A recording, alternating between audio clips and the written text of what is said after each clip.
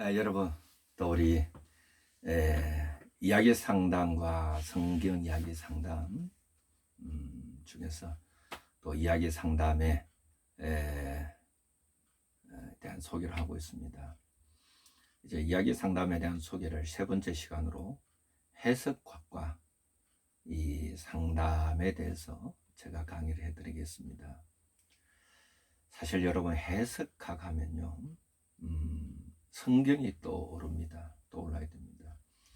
이 성경 신학에서 성경을 해석하는데 해석학이 굉장히 중요하게 작용합니다. 거기서 이 현대에 들어오면서 21세기에 들어오면서 이 사상적이 굉장히 중요하게 되는 것이 해석학입니다. 그래, 해석학이 뭐냐 했을 때 해석학은 텍스트를 해석하는 것이다, 이래 말합니다.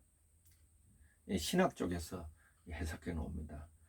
이 하나님의 말씀인 성경을 해석하는데, 이 해석도요, 역사적으로 보면 굉장히 깊습니다. 관점에 따라서 해석하기 다 달라집니다. 제가 지난번에 성경 이야기 상담이 있어서 이 성경과 상담할 때 제가 해석하기 역사에 대해서 여러분들에게 강의를 했었습니다. 그럼 여러분들 다 잊어버렸다면 다시 박민수 교수 상담 TV 유튜브에 들어가셔서 성경과 상담의 강의한 그 계속 다 올려놓고 있습니다. 거기 들어가서 다시 한번 듣고 또 이 의미를 또 이해했으면 좋겠습니다. 자, 기존의 심리학에서는, 종전의 심리학에서는 이렇게 생각했습니다. 상담자가 내담자의 심리 상태를 객관적으로 분석할 수 있다, 이래 됐습니다. 그래서 내담자의 심리 상태를 객관적으로 분석할 수 있는 사람은 내담자가 아니라 상담자이다. 그러면 이 상담자는 내담자의 심리 상태를 객관적으로 분석하기 위해서는 이미 나와 있는 문제의 본질적 원인이 무엇인지를 알고 있어야 된다. 그래서 A라는 학자는 이렇게 말했고, B라는 학자는 이렇게 말했고, C라는 사람은 이렇게 말했고, D라는 사람은 이렇게 말해서 그 사람의 문제의 본질적 원인은 이것에 있을 것이다, 이렇게 가설을 하고 시작하는 겁니다. 그래서 이 내담자의 문제를 분석하고 내담자 문제를 해석해 가는 겁니다. 자, 누구의 이론에 의해서요?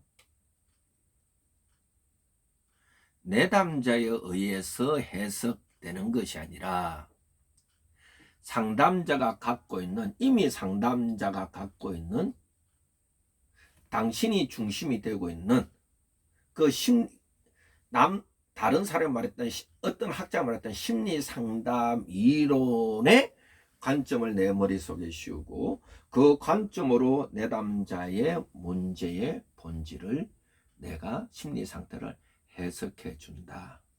이게 종전의 심리 상담 이론이었습니다. 그러나 해석학을, 이 사상을, 배경을 기초로 하는 상담은 그쪽에서는 이것이 잘못되었다, 이래 말합니다. 그렇게 하면 내담자를 잘못된 길로 인도할 수 있고 혼란 속에 빠뜨릴 수 있다, 이렇게 말합니다. 그래서 상담자가 세운 가설이 임상적 결과를 임의로 해석하는 결과를 가져올 수 있다는 말입니다. 이것이 실정주의죠. 그래서 기존적으로 이렇게 보면 종전의 심리 상담 이론을 기초로 해서 하는 상담들은 상담자가 자기도 모르게 가설을 세우고 있습니다. 자기가 어느 심리 상담 이론에 있는가에 따라서 가설을 세우고 들어갑니다. 그리고 그것을 임상적으로 그것을 증명해내려고 합니다. 그걸 가지고 해석을 합니다. 이러다 보니까 내담자는 내담자 자신이 원치 않는 방향으로 인도되고 있는 것입니다. 사실 저도 지금 상담을 해오고 있습니다. 7년 전에 저에게 한 반년 동안인가 1년 가까이 상담을 한 사람이 6년이 지나서 저에게 다시 찾아와서 상담을 하고 있습니다. 벌써 어제부로 벌써 한 15회, 14회 정도 했는 것 같습니다. 매주마다. 제가 상담을 하는 것도 이 가르치는 입장에 있다 보니까 자칫 잘못하면 이 상담자로서 갖춰야 될 이 현장의 그 날쌘금을 잊어버릴 수 있습니다. 그래서 그 감을 놓치지 않기 위해서 계속 상담을 진행시키고 있습니다. 제가 어제 이 친구를 상담하면서 느꼈던 것들이, 이야, 정말 나는 모르겠구나.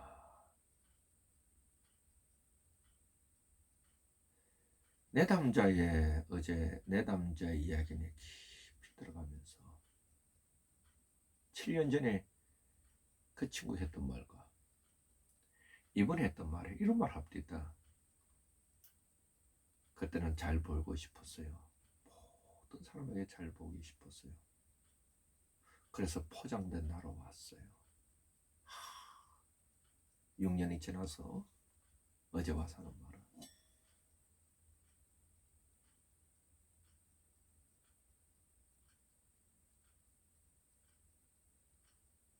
나의 부끄러운 치부를 드러내요. 이래 말이에요.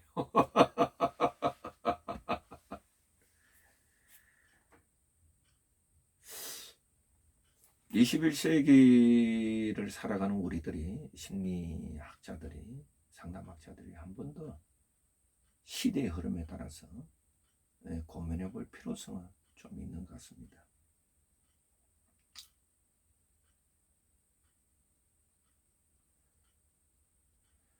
그래서 이 해석학과 상담과의 관계에서는 이렇습니다. 이야기 상담에서는 내담자를 해석학적 관점에서 이해를 해야 된다, 이래 말합니다.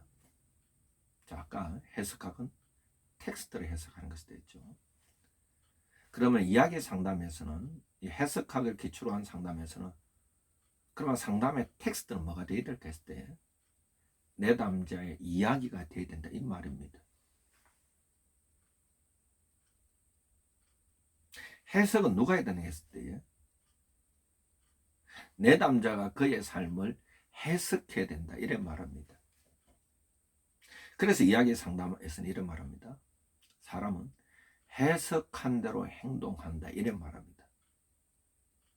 자기가 경험한 사건이나 경험들을 누구의 이론에 의해서 해석하는 것이 아니라 상담자와 내담자 간의 언어를 통한 상호작용을 통하여서, 구성원들의 영향을 주고받으면서 상호작용을 통하여서 그 안에 그가 경험한 사건이나 그가 경험한 상태를 해석하여서 의미를 창출해내는 것, 이것이 이 해석학과 이 상담과의 관계라고 말할 수 있습니다.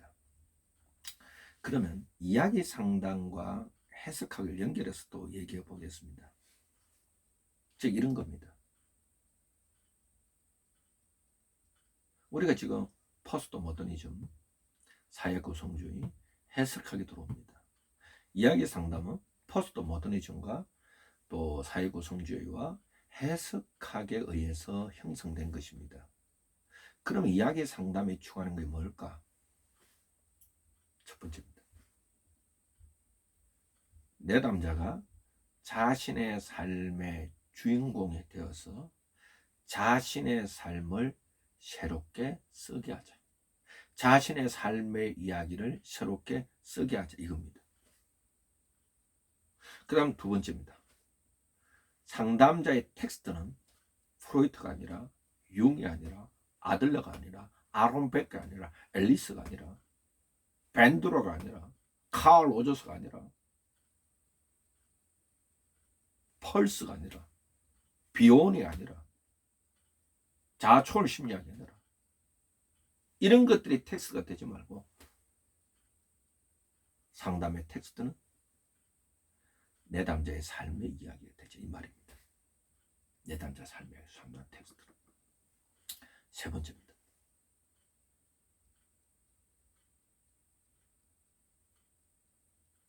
현재 이 내담자가 자신의 삶을 할 때 뭐냐면 내담자가 자신의 삶, 과거, 현재를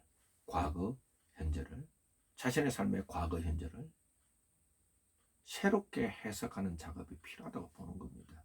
어떤 아픔이나 힘듦이나 괴로움을 겪고 있는 사람이 있다면 내담자 자신이